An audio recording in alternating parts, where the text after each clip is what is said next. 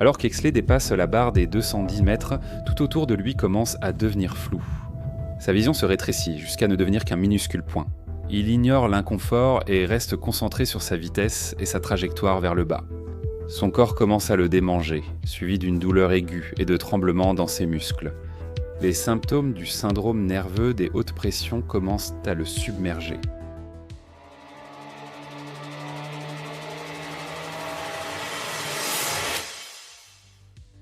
Sheik Exley n'était pas seulement un plongeur, c'était un pionnier.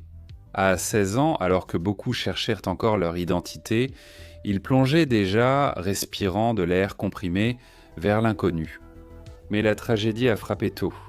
À 19 ans, lui et son frère Edward se défiaient pour plonger en apnée le plus profond dans les sources Wakula en Floride.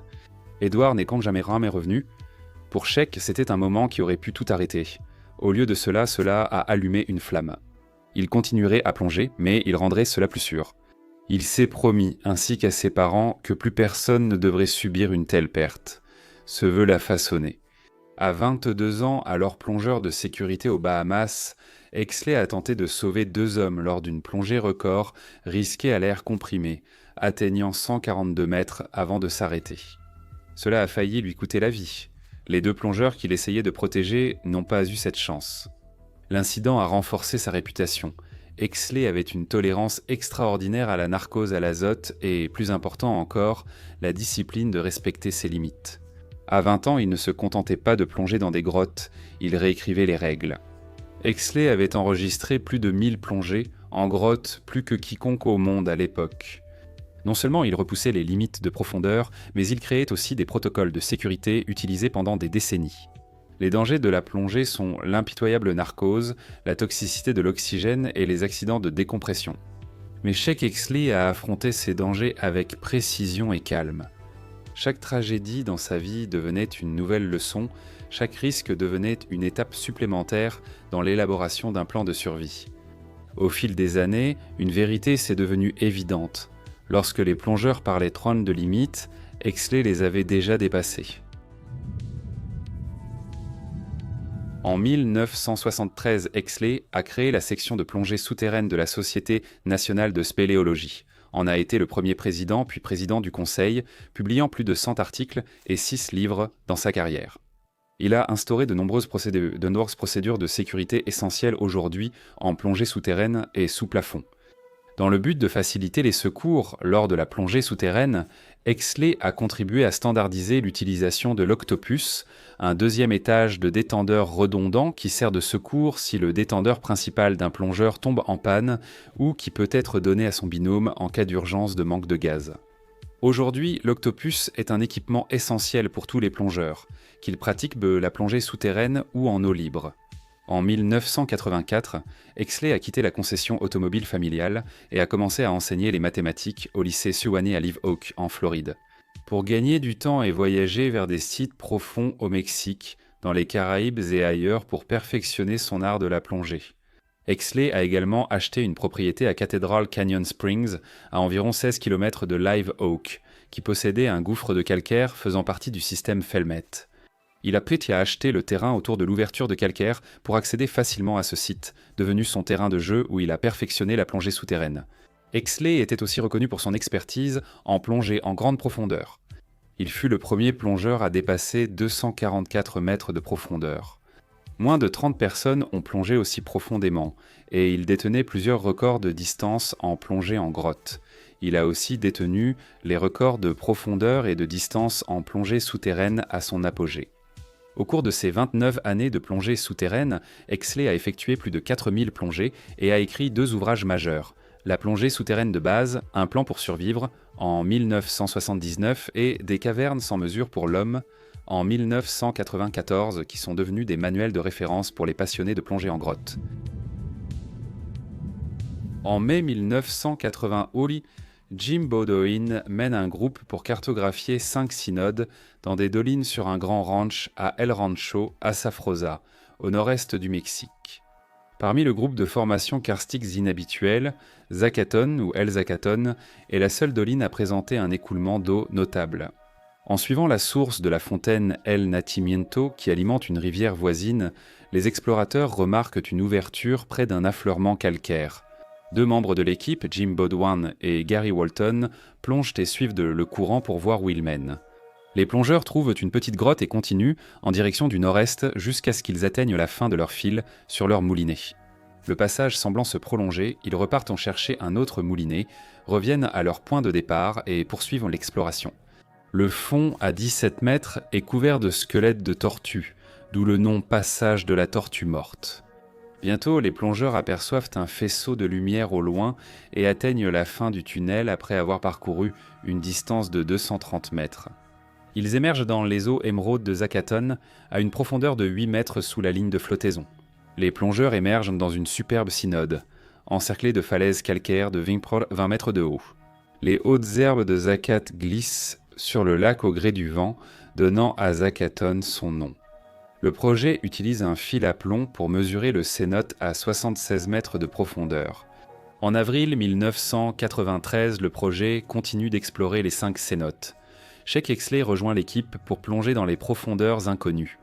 En se concentrant sur Zacaton, ils apprennent qu'il est d'origine volcanique.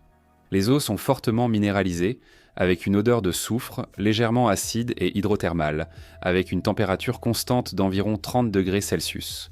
Ils découvrent une autre surprise.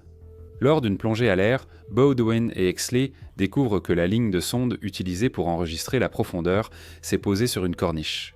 Baudouin atteint 79 mètres, tandis qu'Exley descend jusqu'à 124 mètres et pourtant, il ne voit toujours pas le fond. Le lendemain, le projet tente une mesure de profondeur plus précise avec la sonde. La ligne munie d'un poids se déroule du moulinet, dépassant 152 mètres, puis 305 mètres et s'arrête finalement à 330 mètres, faisant de Zacaton l'un des gouffres remplis d'eau les plus profonds connus au monde. Je suis fasciné par la manière dont les humains repoussent lorsement leurs limites, que ce soit en gravissant l'Everest, en plongeant dans des grottes profondes ou en construisant des tours en pleine mer. Chaque tentative vise à conquérir des lieux qui ne nous étaient pas destinés, et l'océan sait nous rappeler la fragilité de cette ambition. Encore et encore, la frontière entre le triomphe et la tragédie s'avère extrêmement mince. L'équipe du projet fixe la ligne au mur nord du cénote et prévoit de faire une plongée spéléo profonde au mélange gazeux le lendemain. Un mélange gazeux est requis car, en profondeur, les plongeurs respirent sous pression plus élevée. Sous pression, l'azote contenu dans l'air ordinaire provoque une narcose et l'oxygène devient de plus en plus toxique. La solution la plus pratique pour plonger en profondeur est d'utiliser un mélange gazeux spécial comme le Trimix, qui réduit la teneur en oxygène et en azote tout en remplaçant par un autre gaz inerte comme l'hélium. Ce mélange permet aux plongeurs d'aller plus en profondeur sans souffrir de narcose ou d'intoxication à l'oxygène. Et cela réduit également le temps passé au palier de décompression lors de la remontée vers la surface. Le lendemain, Baudouin effectue une plongée à 154 mètres, tandis qu'Exley atteint 220 mètres. À la fin de la semaine de plongée, Exley et Baudouin conviennent de retourner ensemble à Zacaton et d'explorer les profondeurs de cet Everest inversé.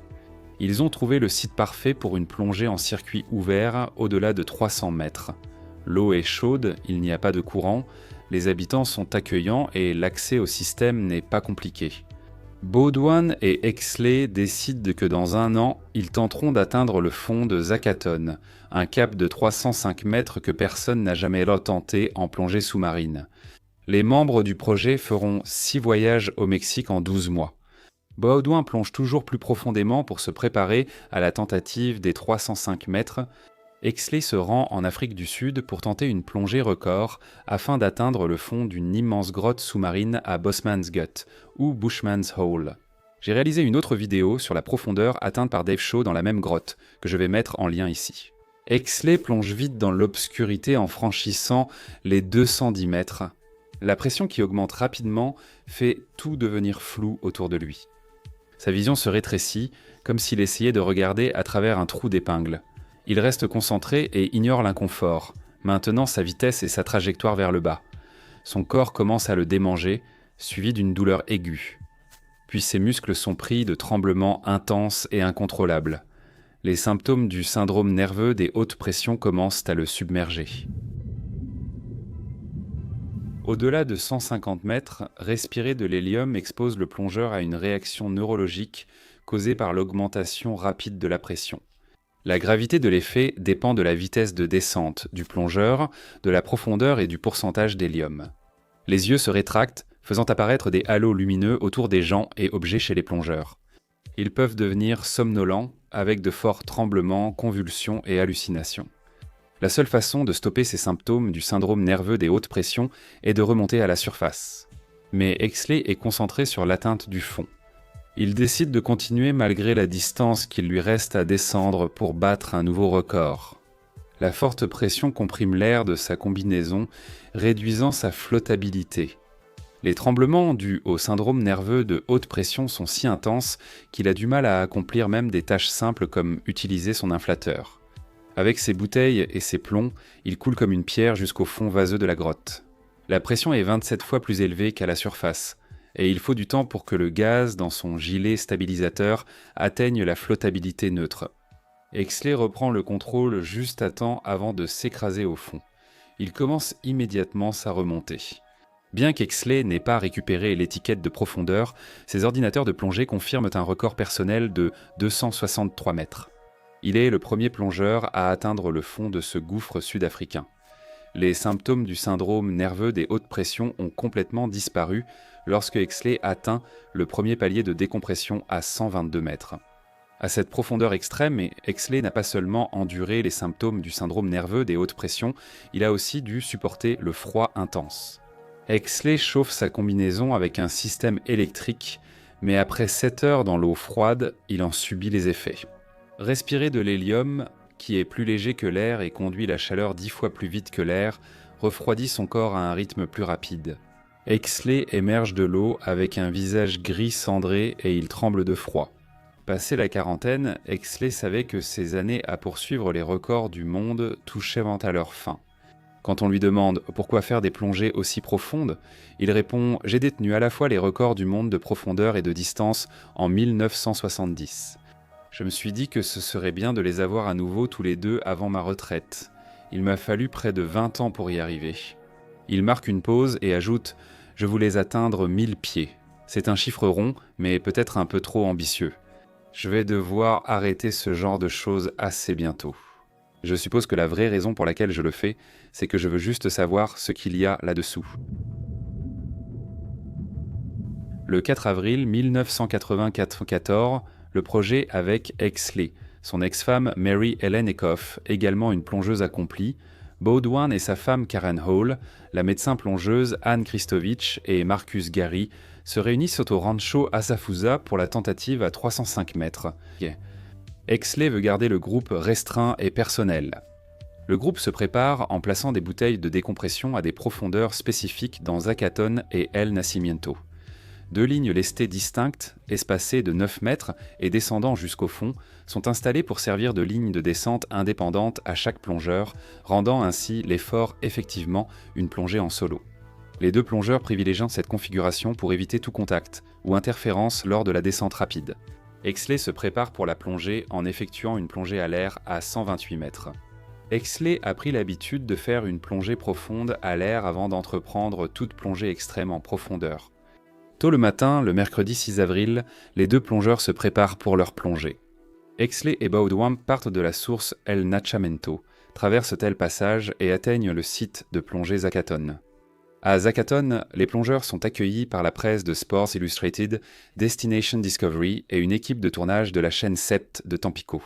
La présence du propriétaire, de sa famille et d'habitants locaux met Exley mal à l'aise. Cela compte peu pour la plupart, mais pour Exley, prêt à une mission risquée, cela affecte sa concentration mentale. Exley avait déjà évoqué l'incident de 1970 où il a plongé à 142 mètres pour tenter de sauver 2 plongeurs. Les victimes ont ignoré les protocoles de sécurité sous la pression des sponsors, des médias et des spectateurs. Depuis lors, Exley reste discret et n'implique que ses amis proches. Il essaie de se recentrer. Les 2 hommes commandent la beauté de la journée et se souhaitent en bonne chance. Ils nagent vers leur ligne de descente, commencent à respirer profondément, calment leur esprit et se concentrent sur la plongée. Après un moment, lorsque les 2 hommes sont prêts, ils se font un signe de tête. À 9h50, Exley et Baudouin entament leur descente. Il leur faudra 10 à 12 minutes pour atteindre 305 mètres. Pour la décompression et l'approvisionnement en gaz, descendre vite est préférable, mais cela augmente le risque d'aggraver le syndrome nerveux des hautes pressions. Les deux plongeurs ont déjà ressenti les symptômes lors de plongées précédentes et connaissent les conséquences, alors ils prévoient de ralentir à un stade ultérieur pour atténuer les effets. Baudouin s'arrête 3 mètres avant de rejoindre Exley pour une descente en chute libre. Les deux plongeurs descendent à 31 mètres par minute jusqu'à 91 mètres de profondeur avec de l'air comprimé. Là où Exley s'arrête pour déposer sa bouteille d'air en la fixant à la ligne, Baudouin utilise une petite bouteille pony attachée dans son dos, en plus de ses deux bouteilles jumelées montées sur le dos. À 91 mètres, les plongeurs passent à leur mélange latéral à 10,5% d'oxygène. Exley porte deux bouteilles de mélange de voyage montées sur les côtés, une sous chaque bras. Un taux élevé d'oxygène devient toxique sous pression, donc les plongeurs doivent réduire le pourcentage d'oxygène plus ils plongent en profondeur. Ils utilisent ces trois mélanges différents, de l'air normal avec 20 et 1% d'oxygène pour la première partie de la plongée, puis le mélange de voyage à 10,5% et enfin un mélange profond pour le fond. Baudouin a une bouteille de mélange de voyage sous son bras gauche et une bouteille de mélange pour le fond sous son bras droit. Les plongeurs descendent à la même vitesse jusqu'à une profondeur de 183 mètres. Ils passent alors à leur double bouteille dorsale contenant leur mélange pour le fond. Exley utilise un mélange à 6% d'oxygène, Baudouin à 6,4%. Il est possible qu'Exley prévoit d'aller au-delà du repère de la borne avec un pourcentage d'oxygène plus bas. Exley et Baudouin ont tous les deux un mélange de fond équivalent à respirer de l'air comprimé à 91 mètres lorsqu'ils atteignent la profondeur cible de 305 mètres, vom Metzanspui. En descendant entre 229 et 244 mètres, les deux hommes doivent pas ralentir pour éviter les symptômes du syndrome nerveux des hautes pressions. Pour Baudouin, tout se passe comme prévu, mais au-delà des 244 mètres, il commence à ressentir un léger tremblement musculaire. Baudouin peut encore voir les lumières d'Exley au loin, mais c'est la dernière fois qu'il le voit. Cela fait 11 minutes que les plongeurs ont entamé leur descente.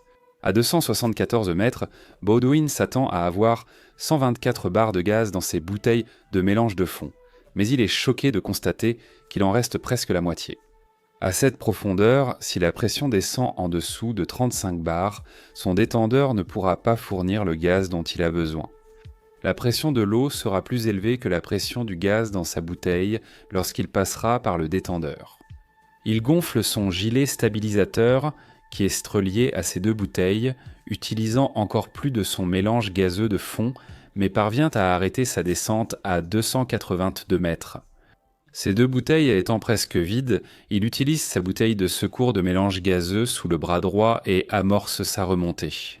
Arrivé à son premier palier de décompression à 137 mètres, il a utilisé sa bouteille de secours de mélange de fond et le reste du mélange de voyage sous le bras gauche. Baudouin passe à la bouteille de décompression et ouvre le robinet, mais le détendeur se met en débit continu. Baudouin ne résout pas le problème et ouvre puis ferme le robinet de la bouteille à chaque inspiration. La prochaine bouteille de décompression est entre 107 et 91 mètres, et il faudra 8 minutes avec plusieurs arrêts pour y arriver.